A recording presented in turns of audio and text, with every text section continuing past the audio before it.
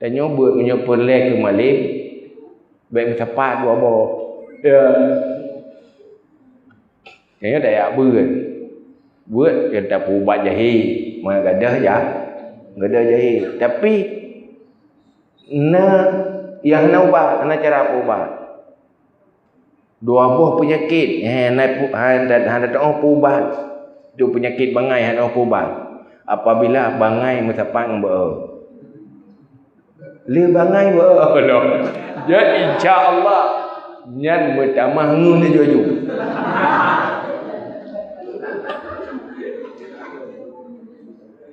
Yang paling gat le carang jema, yang insya-Allah bagah malih. Carang jema. Nyan sit cukup bagah. Nah sabah tu bangai. Tapi hendak buku. Bangai nyan akan malih insya-Allah apabila baik mesapang Gaji tanya yang kira-kira bangai. Pupu ya tahu tua tu. Taknya balik ke pegah begitu, ke piuh pegah. Mesti ga je tua dengan piuh tunggu pegah. Baik hendak tak pernah menteri. Ni kiban cara ilung ha malim. Ke tatrib je. Anak pupu insya-Allah je asai jemaah. Dia tak berdoa, ya Allah, nyukan Nabi lung bangai, baik Nabi berdoa, ya Allah.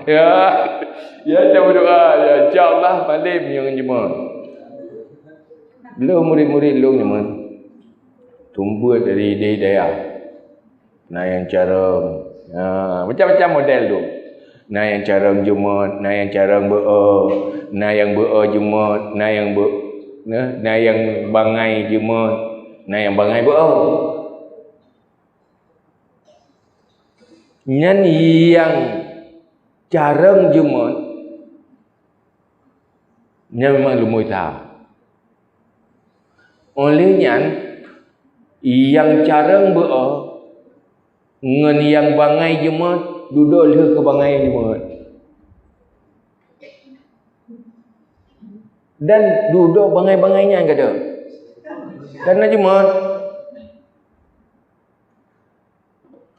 ini baik pertuasa ada yang. Nah, waktu jamun di lugolam yak buat jai kula, taboglah wato ni. Tiga kata mat dia ada temat-temat. Dia hidup bangai. Hana iklah. Gelah 6 SD hana lulus. Dia bangai orang. Duduk galak yak buat. Ya ber lah ya ber. Waktu ya ber lepas je mat. Tapi meritrik tak je. Item je. Tapi jemat hana gada-gada. Mulang tabi tu manyang tabi je hana piu-piu. Duduk leton lagi yan. Duduk nabi je oleh Allah hana terjala tu. Mubah bangai berkecara. Duduk sang hana tak dah oleh bangai jamun.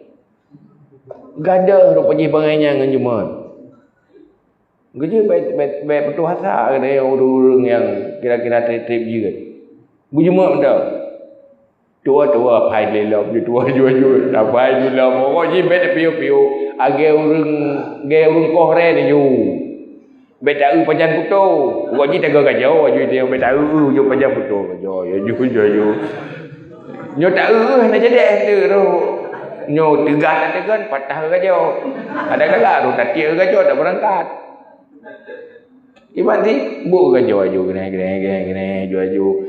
Iban nak betul ko hong pokok ji ka gajo ju. Gajo je ju.